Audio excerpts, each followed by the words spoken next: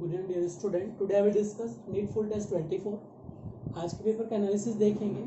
तो main exam में जिस लेवल का पेपर आता है सेम लेवल के क्वेश्चन है इसमें दिए हुए हैं। ओके, तो सेम लेवल का पेपर है, इससे एनालिसिस कर सकते हैं आपका स्कोर कितना हो रहा है। Okay, letter discuss question number 46 में देखो क्या दिया है। क्वेश्चन 46 में आपके पास Na का ऑक्सीडेशन हो रहा है और सिल्वर का रिडक्शन हो रहा है, और रिडक्शन पोटेंशियल Na और सिल्वर के लिए गिवन है। तो अगर मैं Na की बात करता हूँ, Na+2 से Na में जो जा रहा है उसका रिडक्शन पोटेंशियल कितना दिया है, -0.25 वोल्ट गिवन है। और जो सिल्वर है, सिल्वर से सिल्वर में आ रहा है उसका रिडक्शन पोटेंशियल कितना गिवन है, 0.80 वोल्ट गिवन है। ओके, और कंसंट्रेशन दोनों का कितना दिया है, 1 मोलर कंसंट्रेशन, इधर भी क्या दिया है, 1 मोलर कंसंट्रेशन। और क्या पूछा है, EMF of cell will be, तो आपसे पूछा है EMF of cell will be कितना होगा, इसका EMF को फाइंड आउट करना है अकॉर्डिंग टू नट्स इक्वेशन। देखो यहाँ पे अपन नट्स इक्वेशन की बात करेंगे, उसके अकॉर्डिंग अपन देखेंगे कि अपने पास फॉर्मूला क्या है, EMF of cell is equal to E naught से -0.06/n log concentration of anode upon concentration of cathode. Okay, अब इस रिएक्शन में देखेंगे कि Na का क्या हो रहा है, ऑक्सीडेशन हो रहा है। तो ऑक्सीडेशन कैसे होगा, Na जो अपने पास मेटल है solid, it loss of 2 electrons to oxidation, और जो सिल्वर है अपने पास, सिल्वर +1 2 इलेक्ट्रॉन्स गेन करके क्या बनाएगा, सिल्वर सॉलिड में कन्वर्ट हो जाएगा, it is form silver solid. तो इतने इलेक्ट्रॉन्स गेन कर रहा है, 2 इलेक्ट्रॉन लॉस कितना हो रहा है, 2 इलेक्ट्रॉन। 2 इलेक्ट्रॉन से 2 इलेक्ट्रॉन कैंसिल आउट हो जाएगा। सॉलिड का एक्टिव मास यूनिटी है, तो क्यू क्या लिखूंगा मैं, Na+2 concentration into concentration of silver ions की पावर कितना आ जाएगा, 2, ये बन जाएगा आपके पास anode upon cathode concentration. Okay, तो कंसंट्रेशन कितना दिया, एनोड का कंसंट्रेशन कितना आ गया इसमें, 1 मोलर। ये अपना सिल्वर आयंस Na+2 है, और सिल्वर कंसंट्रेशन ये भी कितना है, 1 मोलर। अब मुझे बताओ log 1 का वैल्यू कितना है, 10⁻�0। ये टर्म में क्या हो गया आपका, 0 हो गया टर्म। ओके, तो यहाँ पे क्या मिलेगा, EMF of cell is equal to E naught cell के इक्वल आ गया, क्या हो जाएगा 0, ये क्या हो जाएगा, टोटल 0 वैल्यू हो गया। ओके, E नॉट कैसे फाइंड आउट करेंगे, E not is anode plus cathode. E not क्या होता है, एनोड प्लस कैथोड। एनोड पे क्या होता है, ऑक्सीडेशन पोटेंशियल चाहिए, और कैथोड पे क्या चाहिए होता है, रिडक्शन पोटेंशियल चाहिए होता है। ओके, तो अब मुझे क्या चाहिए यहाँ पे, ऑक्सीडेशन पोटेंशियल, और दिया क्या रिडक्शन पोटेंशियल, साइन क्या कर देंगे, रिवर्स कर देंगे। जब भी आपको ऑक्सीडेशन पोटेंशियल चाहिए और दिया रिडक्शन, तो साइन क्या कर दो, रिवर्स कर दो। तो ये क्या हो जाएगा, माइनस का प्लस 0.25, और यहाँ रिडक्शन चाहिए, रिडक्शन पोटेंशियल गिवन है, तो यहाँ पे कितना हो जाएगा 0.80। अब 8 कर दो कितना होता है, 0.80 0.25, तो कितना हो गया 5 1, तो कितना आ जाएगा answer, 1.05 volt will be correct answer. तो देखो कितना आ जाएगा, 1.05 वोल्ट इज करेक्ट आंसर। ठीक है, नेक्स्ट क्वेश्चन देखो क्या दिया आपके पास।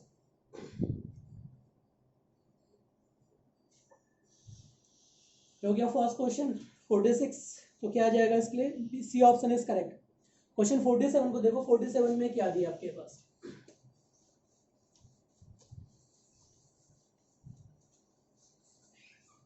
क्वेश्चन नंबर 47 में आपके पास जो गिवन है, कॉम्प्लेक्स गिवन है, रिप्रेजेंट। तो देखो यहाँ पे मुझे क्या चाहिए, लिंकेज आइसोमर्स। लिंकेज के लिए क्या चाहिए, ambidentate ligand. For linkage isomers ambidentate ligand is required. Cyanide हो गया, नाइट्राइड हो गया, ओके, थायोसाइनेट हो गया, ये सब मुझे क्या चाहिए, NCS thiocyanate is linkage isomers show करेंगे। देखो इसमें लिंकेज आइसोमर्स का कोई लिगेंड है क्या, नहीं, बट डिफरेंट आयंस प्रोड्यूस करेंगे। मैं इसको जब आयनाइज करूंगा तो ये क्या मिलेगा, Br नेगेटिव आयंस, और जब मैं इसको आयनाइज करूँ तो क्या मिलेगा, Cl नेगेटिव आयंस। तो क्या शो करेगा, ionisation isomers will be show, क्या शो करेगा, आयनाइजेशन आइसोमर्स। ओके, अब आ जाओ नेक्स्ट क्वेश्चन पे। देखो नेक्स्ट क्वेश्चन अपने पास जो गिवन है 48 में क्या दिया है, 48 में मैग्नीशियम का रिडक्शन पोटेंशियल गिवन है, Fe का रिडक्शन पोटेंशियल गिवन है, और क्या पूछा है, base reductant. What is base reductant, reductant का मतलब है सेल्फ का ऑक्सीडेशन। मुझे क्या चाहिए, सेल्फ का ऑक्सीडेशन चाहिए। ओके, और ऑक्सीडेशन किसका होगा, जिसका SRP वैल्यू क्या होगा, मोर नेगेटिव। तो यहाँ पे मैं कह सकता हूँ सेल्फ ऑक्सीडेशन के लिए मुझे क्या चाहिए, for self oxidation more value of SRP। मुझे क्या चाहिए, more negative value of SRP। Okay, जितना मोर निगेटिव SRP का होगा वो क्या बनेगा, ऑक्सीडेशन। देखो यहाँ पे मैग्नीशियम का SRP वैल्यू कितना दिया है, -2.3 वोल्ट, और Fe का कितना दिया है, 0.4 वोल्ट। ओके, तो इसमें क्या आएगा, मैग्नीशियम का SRP, मतलब जल्दी से इसका क्या होगा, ऑक्सीडेशन हो जाएगा। अब मुझे चेक करना है कि मैग्नीशियम ऑलरेडी अगर +2 इलेक्ट्रॉन डोनेट कर चुका है और मैग्नीशियम क्या न्यूट्रल, ज्यादा इलेक्ट्रॉन डोनेट कौन करेगा, मैग्नीशियम, तो आंसर विल बी मैग्नीशियम, तो correct answer will be magnesium will be correct answer. Okay, next question भी सेम कंसेप्ट पे आपके पास, electrode potential data is given below. Okay, तो सबका आपके पास क्या दिया, reduction potential, electrode potential data given है, Fe+ इसलिए कितना दिया 0.77, ये कितना दिया 1.6, ये कितना दिया आपके पास 1.80 वोल्ट। ओके, तो आपसे पूछा है reducing power, what is reducing power, reducing power मतलब होता है सेल्फ ऑक्सीडेशन, अगेन क्या हो जाएगा, सेल्फ का ऑक्सीडेशन की बात करेंगे, किसकी बात करेंगे, सेल्फ के ऑक्सीडेशन की बात करेंगे। ओके, तो सेल्फ का ऑक्सीडेशन चाहिए मुझे, तो यहाँ पे भी क्या चाहिए मुझे, मोर वैल्यू ऑफ SRP, तो SRP का मोर वैल्यू किसके लिए है, सबसे ज्यादा किसके लिए है, नेगेटिव वैल्यू एल्युमिनियम के लिए, एल्युमिनियम आएगा। अब उसके बाद देखो SRP का लेस वैल्यू किसके लिए, Fe का, अब Fe ज्यादा इलेक्ट्रॉन दे सकता है, Fe+3 Fe+2, तो क्या आएगा, Fe+2 आएगा। अब Br में देखो सबसे लास्ट में Br, तो answer will be correct, answer क्या आ जाएगा, ये आंसर। नेक्स्ट देखो, विच of the following complex is outer orbital complex. Okay, तो सबसे पहले आपके पास 4 कोऑर्डिनेशन कंपाउंड गिवन है, वन तो क्या दिया FeCl6 और क्या दिया -4, एक तो कोऑर्डिनेशन कंपाउंड एक गिवन है। सेकंड कोऑर्डिनेशन कंपाउंड क्या गिवन है आपके पास, CONH3, इधर क्या दिया है CONH3 और चार्ज कितना है इसमें, +3 चार्ज है। थर्ड कोऑर्डिनेशन कंपाउंड क्या दिया आपके पास Mn, और यहाँ पे कितना है CN6, तो यहाँ पे दिया आपके पास CN6 और चार्ज कितना है इस पे -4 है।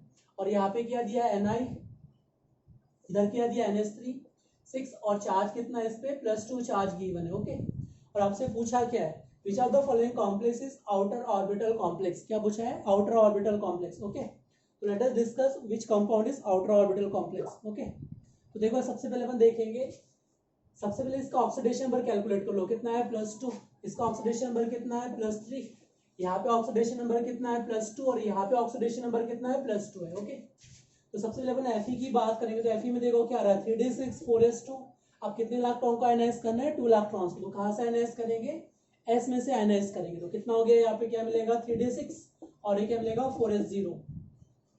Cn is strong field ligand, it causes pairing. Okay, यहाँ पे अपना 5 ऑर्बिटल्स लिख दिया, डी के मैंने 3d ऑर्बिटल्स 1 2 3 4 और ये क्या हो जाएगा 5 ऑर्बिटल्स, तो इलेक्ट्रॉन्स क्या करेंगे, pairing, strong ligand causes pairing, तो 6 इलेक्ट्रॉन पेयर्ड हो गए थे, इनका वैल्यू क्या हो गया 0, और कोऑर्डिनेशन नंबर कितना है इसमें 6 है, कोऑर्डिनेशन नंबर 6 है, तो हाइब्रिडेशन क्या बन सकता है, या तो बन सकता है sp3d2 या क्या बन सकता है d2sp3। अगर ये बन रहा है तो ये क्या बन जाएगा, इनर ऑर्बिटल कॉम्प्लेक्स, ये क्या बनाएगा, इनर ऑर्बिटल कॉम्प्लेक्स, और ये जो बनाएगा ये क्या बनाएगा, outer orbital complex, it form outer orbital complex. तो मुझे क्या चाहिए, आउटर ऑर्बिटल कॉम्प्लेक्स, बस यहाँ पे देखो क्या मिल रहा है, 2 वैकेंट इनर ऑर्बिटल, तो ये क्या बनाएगा, इनर ऑर्बिटल कॉम्प्लेक्स बनाएगा। सिमिलर वे में देखो Fe के लिए क्या मिलने वाला है, Fe में अगर बात करेंगे तो 3d कितना आ जाएगा इसमें 7 और इधर क्या मिलेगा 4s2। अब कितने इलेक्ट्रॉन को आयनाइज करना है, यहाँ से भी 3 इलेक्ट्रॉन को आयनाइज करना है, तो d में कितना मिलेगा 3d6 और क्या मिलेगा 4s0 इलेक्ट्रॉन। ओके, अब यहाँ पे देखो d में अगर 6 इलेक्ट्रॉन्स है 4s में 0, तो सेम कॉन्फिगरेशन मिलेगा, यहाँ पे स्ट्रॉन्ग फील्ड लिगेंड है, क्या बनाएगा, इनर ऑर्बिटल कॉम्प्लेक्स। अब Mn पे आ जाओ, Mn में कितना है, Mn 3d5 है, Mn का ऑक्सीडेशन नंबर की जब बात करूँ तो Mn में कितना है 3d5 और इधर क्या मिलेगा 4s2। अब कितने इलेक्ट्रॉन को आयनाइज करना है, 2 इलेक्ट्रॉन्स को, तो S में से इलेक्ट्रॉन्स क्या हो गया 0, 2 आयनाइज हो गए, तो D में कितना बचेगा 5 बचेगा।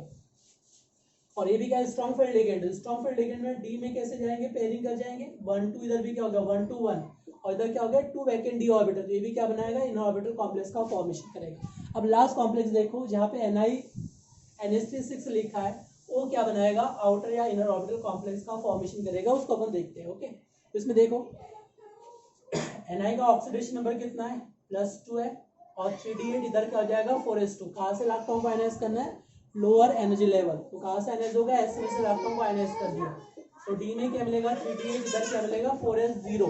ओके, अभी स्ट्रॉन्ग फील्ड लिगेंड है, तो strong field ligand causes pairing, अब पेयरिंग करेगा तो कितने पेयर बन जाएंगे इसमें 4 पेयर बन जाएंगे, एक ऑर्बिटल क्या बनेगा, वैकेंट बनेगा। ओके, अगर मैं इसको 3d मान लिया, इसको मान लिया 3d, ये क्या हो जाएगा 4s, इधर क्या मिलेगा 4p और इधर क्या मिलेगा 4d, ये क्या बन जाएगा आपके पास 4d ऑर्बिटल्स। ओके, अब ऐसा तो पॉसिबल नहीं कि मैं एक इनर ऑर्बिटल दे लूं, मुझे 2 वैकेंट ऑर्बिटल चाहिए इनर वाले, तो एक क्या मिलेगा इनर का, एक क्या मिलेगा आउटर का, तो ऐसा अभी भी पार्टिसिपेट नहीं होता, दोनों क्या जाएंगे आउटर ऑर्बिटल्स के। ये क्या बना लेगा, sp3d2 आउटर ऑर्बिटल कॉम्प्लेक्स बनाएगा, क्योंकि इसके पास एक ही वैकेंट ऑर्बिटल, अगर एक से ज्यादा वैकेंट ऑर्बिटल होते टू तीन ऑर्बिटल बना लेते, इसलिए आंसर क्या आ जाएगा, D option will be correct, NiNH3 plus 2 charge is possible, तो it form outer orbital complex, ये क्या बनाएगा, outer orbital complexes form. Okay,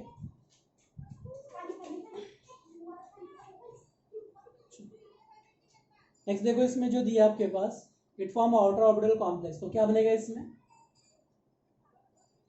D option is correct, क्या बनाएगा, D option will be correct. Okay, next question देखो इसमें जो दिया है, नेक्स्ट क्वेश्चन क्या दिया आपके पास, नेक्स्ट क्वेश्चन दिया है, which of the following statement about the spontaneous reaction occurs in galvanic cell, okay, always true. तो सबसे पहले आपको याद रखना है, गैल्वानिक सेल के लिए मुझे क्या चाहिए, del G should be negative, del G should be negative. Okay, मुझे del G not is not equal to negative, ये नहीं चाहिए, मुझे क्या चाहिए, del G equal to negative, तो डेल जी निगेटिव चाहिए, इसका मतलब क्या होना चाहिए, लेस देन जीरो, तो लेस देन जीरो यहाँ पे पॉसिबल है, ये भी क्या दिया, लेस देन जीरो, ये टू ऑप्शन कैंसिल आउट हो गए, ये टू ऑप्शन क्या हो गए, रिमूव हो गए, less than zero, okay, greater than zero है तो ये भी कैंसिल आउट हो गया, और यहाँ पे भी क्या दिया आपके पास, लेस देन जीरो। ओके, तो थ्री ऑप्शन की पॉसिबिलिटी, अब मुझे क्या चाहिए, डेल जी किसके इक्वल होता है, del G is equal to minus NF E naught cell के इक्वल है, किसके इक्वल है, ई नॉट सेल, मुझे ई नॉट सेल का वैल्यू क्या चाहिए, मुझे ई नॉट सेल का वैल्यू क्या चाहिए, मुझे पॉजिटिव चाहिए। ओके, अगर डेल जी दिया तो ई सेल की बात, तो ई सेल क्या चाहिए मुझे, पॉजिटिव, तो ग्रेटर देन जीरो, ये करेक्ट हो गया, ई नॉट सेल क्या हो गया, ये भी रॉन्ग हो चुका है, E naught cell greater than ये पॉसिबल हो सकता है, और ये क्या हो सकता है, ये भी पॉसिबल हो सकता है, क्योंकि ई नॉट सेल पॉजिटिव है। ओके, बट अभी मैंने कहा कि गैल्वानिक सेल के लिए क्या चाहिए, मुझे डेल जी नॉट नहीं चाहिए, मुझे क्या चाहिए, डेल जी चाहिए negative value, E naught cell will be positive, ये पॉसिबल है।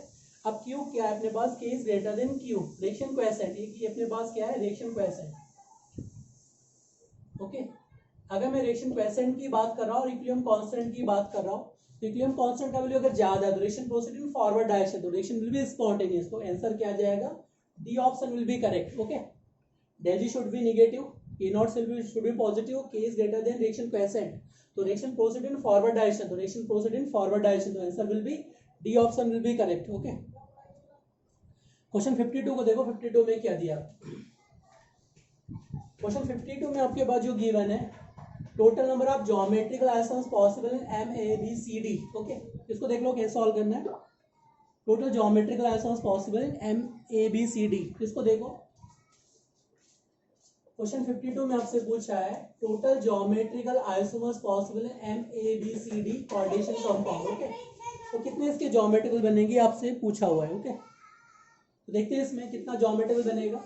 सबसे पहले अपन देखेंगे इसका, अगर ऑल लिगेंड डिफरेंट है तो हाइब्रिडेशन क्या बनेगा इसका, DsP2। अंडरस्टूड है, अगर अल्फाबेटिकली ऑर्डर में गिवन है तो क्या देखेंगे, DsP2 hybridisation will be form. Okay, अब क्या देखना आपको, स्ट्रक्चर कैसे ड्रॉ करना है, देखो उसको। सबसे पहले अपन क्या करेंगे, यहाँ पे ए नेम दे दो, इधर बी इधर क्या होगा, सी इधर क्या होगा, डी।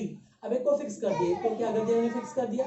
बाकी को रोटेट करना है वन बाय वन। ये रोटेट करने पर कहाँ आ जाएगा, यहाँ पे ये रोटेट करने पर कहाँ आ जाएगा, इधर ये रोटेट करने पर यहाँ आ जाएगा। तो देखो फॉर्म क्या बन जाएगा, डिफरेंट स्ट्रक्चर क्या बनेगा इसके लिए। ये तो फिक्स कर दिया है मैंने, ये डी कहाँ चला जाएगा, इधर शिफ्ट हो गया। ओके, बी कहाँ शिफ्ट हो गया, इधर शिफ्ट हो गया, और सी शिफ्ट यहाँ पे हो, देख पॉसिबिलिटी बन गई।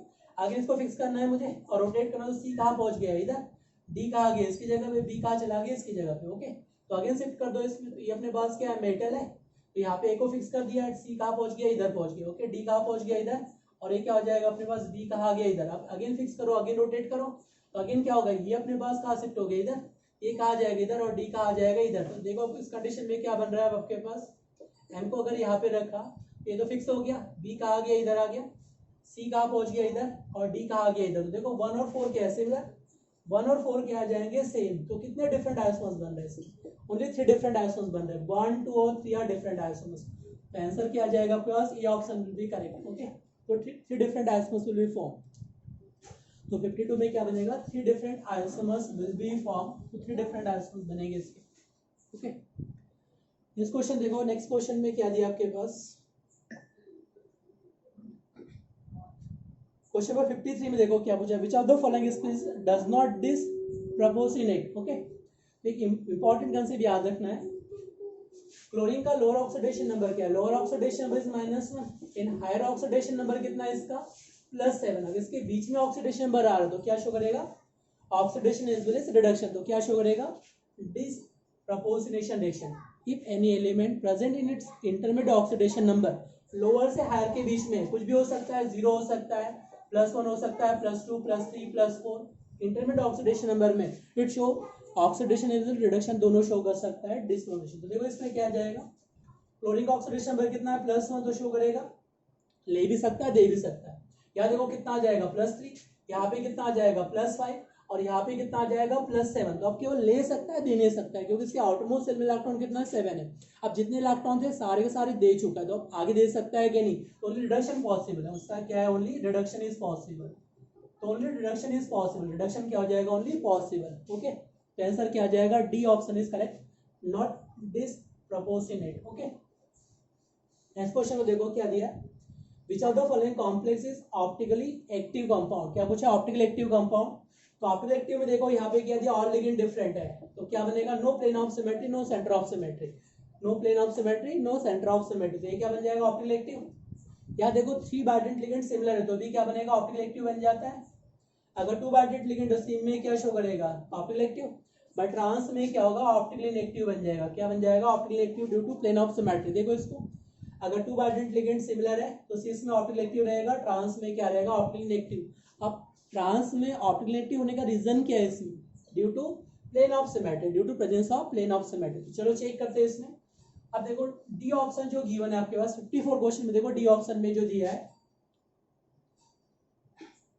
अगर मैं सिमेट्री की बात कर रहा हूँ, देखो इस केस में क्या होगा आपके पास, ये जो अपने पास मॉलिक्यूल्स है, कोबाल्ट सेंट्रल एटम है, और ये अपने पास जो रहेगा इथाइलिन डायमाइन, तो ये क्या हो जाएगा, एन, इधर भी क्या होगा एन, इधर क्या होगा एन, इधर क्या होगा एन, ये अपने पास 2 बाइडेंट लिगेंड होगा, इधर क्या हो जाएगा, Cl Cl। ओके, तो अगर मैं यहाँ से बात कर रहा हूँ, अगर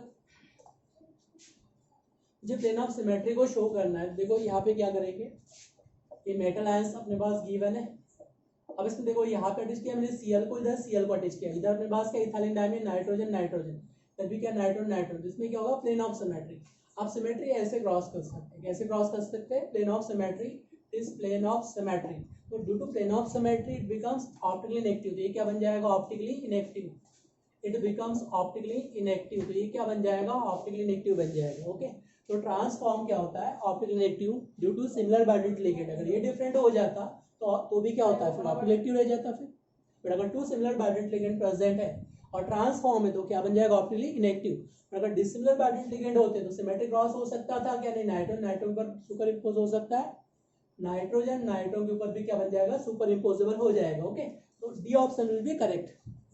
नेक्स्ट क्वेश्चन क्या पूछा है, which of the following does not contain magnesium, what is carnallite, KMgCl3.6H2 carnallite. Gypsum salt क्या है, मैग्नीशियम सल्फेट .7H2, और मैग्नेटाइट क्या होता है, FeO Fa2O3।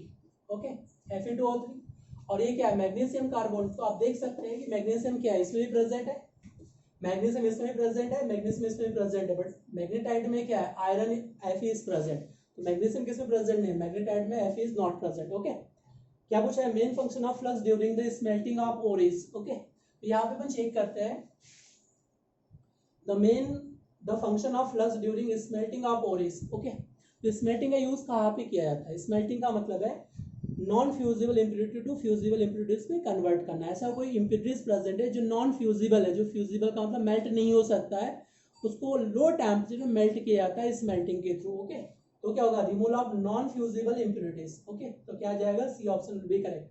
नेक्स्ट क्वेश्चन देखो क्या दिया, among the electrolyte the most effective coagulating agent is, क्या पूछा है, among the electrolyte the most effective coagulating agent is. इसको देखो, ये अपने पास क्या है, निगेटिवली चार्ज सोल है, it is negatively charge sol, ये अपने पास क्या है, निगेटिवली चार्ज सोल है। अब निगेटिवली चार्ज सोल को मुझे क्या करना है, कोगुलेट करना है, कोगुलेट दैट मींस प्रेसिपिटेट लाना है, तो मुझे क्या चाहिए, positively charge electrolyte is required, more positive charge present in which electrolyte. तो इसको देखो कितना चार्ज है, +1 है, यहाँ पे चार्ज कितना है, इसमें +2 चार्ज है। अब एल्युमिनियम सल्फेट में देखो कितना चार्ज है, यहाँ पे +3, और अमोनियम आयंस में कितना है, +1, तो मोर चार्ज किस पे है, मोर चार्ज क्या है, +3 पे। तो क्या हो जाएगा, जल्दी से कोगुलेट कर देगा, तो answer will be C option will be correct. तो it is negatively charge sol है, नेगेटिव चार्ज सोल को कोगुलेट करने के लिए क्या चाहिए, मोर पॉजिटिव चार्ज। तो which electrolyte is more positive charge, aluminium sulphate. तो क्या आ जाएगा, aluminium sulphate will be correct answer. Chloramphenicol is antibiotic, ये क्या होता है, एंटीबायोटिक। ओके, सिंपल क्वेश्चन है, देखो इसमें। Next question, which of the following order of reaction rate and rate constant are equal. बहुत ही सिंपल क्वेश्चन है। अगर मैंने यहाँ पे rate is equal to K concentration of A रख दिया और एन का वैल्यू क्या रख दिया हमने, 0, तो रेट का वैल्यू किसके लिए आ जाएगा, के इक्वल। तो rate of reaction rate constant के इक्वल किसके लिए होता है, जीरो ऑर्डर रिएक्शन। तो reaction will be zero order reaction. Okay, next question देखो क्या पूछा है, which of the following reduces Tollens reagent. Okay, तो सबसे पहले आपको याद रखना है Tollens reagent in carbohydrate. Okay, Tollens reagent reduce किसको करेगा, जिसके पास free hemiacetal group is present in any carbohydrate, presence of free hemiacetal group is present and reduces by Tollens reagent. तो क्या हो जाएगा, टॉलन रिएजेंट से रिड्यूस हो जाएगा। चलो चेक करते हैं। ग्लूकोज में भी क्या होता है, मोनोसैकेराइड है और क्या होता है, फ्री हेमिस्ट्रल ग्रुप। अगर मैं यहाँ पे बात करूँ ग्लूकोज के लिए, तो ग्लूकोज में देखो, ग्लूकोज में मेरे पास क्या है, फ्री हेमिस्ट्रल ग्रुप प्रेजेंट है। व्हाट इज हेमिसिटल, अगर एक ही कार्बन पे अल्कोहल प्लस ईथर है, that is known as hemiacetal group, it is known as hemiacetal group. Okay, तो presence of free hemiacetal group. तो ग्लूकोज में क्या है, मोनोसैकेराइड है, कोई डाइसैकेराइड तो बनाएगा नहीं। ग्लाइकोसाइड लिंकेज प्रेजेंट होगा क्या, नहीं होगा। तो ये क्या बन जाएगा, it is reduce sugar by reduces by Tollens reagent. Fructose में भी क्या है, फ्रक्टोज भी क्या रिड्यूस शुगर है। ओके, अब लैक्टोज की बात, lactose is disaccharide. What is lactose is disaccharide, lactose is disaccharide. Okay, अब इसको देखो, लैक्टोज इज डाइसैकेराइड है, तो लैक्टोज की जब बात करेंगे तो lactose on hydrolysis is produced glucose, galactose plus glucose will be produced. Okay, अब गैलेक्टोज प्लस ग्लूकोज प्रोड्यूस करेगा तो ग्लूकोज में क्या है, बीटा गैलेक्टोज, और यहाँ पे क्या बनेगा, बीटा ग्लूकोज, और लिंकेज क्या होगा, 1,4 लिंकेज। क्या रहेगा लिंकेज, 1,4। तो देखो अगर इसका 4th अल्कोहल ग्रुप जाएगा तो ग्लूकोज का क्या रहेगा, हेमिस्ट्रल ग्रुप तो फ्री रहेगा। जो ग्लूकोज का 1 हाइड्रोक्सी ग्रुप है 1 कार्बन पे, वो क्या रहेगा, फ्री रहेगा। अगर ये फ्री ग्रुप है तो ये क्या बन जाएगा, रिड्यूस शुगर। ये भी क्या बन जाएगा, रिड्यूस शुगर। तो answer will be all of this, all are correct. देखो इसको मैं एक्सप्लेन कर रहा हूँ, व्हाट इज लैक्टोज के बारे में डिटेल में डिस्कस कर रहा हूँ। लैक्टोज को देखो, लैक्टोज कैसे बना रहा है, इसको देखो, डिटेल डिस्कस कर रहा हूँ लैक्टोज के बारे में। देखो अगर मैं लैक्टोज की बात करूँ, lactose is disaccharide. Lactose water से रिएक्शन करेगा तो क्या बनाएगा, यहाँ पे ये बनाएगा galactose, it form galactose, it form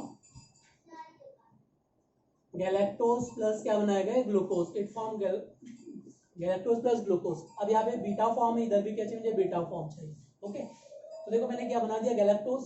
तो गैलेक्टोज और ग्लूकोज में क्या डिफरेंस है, इसको देखो, मैंने 1 को H को ऊपर कर दिया, 2 नीचे है, यहाँ पे 3 और 4 ऊपर है, 3 और 4 ऊपर है, इधर क्या हो जाएगा, CH2H। Okay, formula galactose.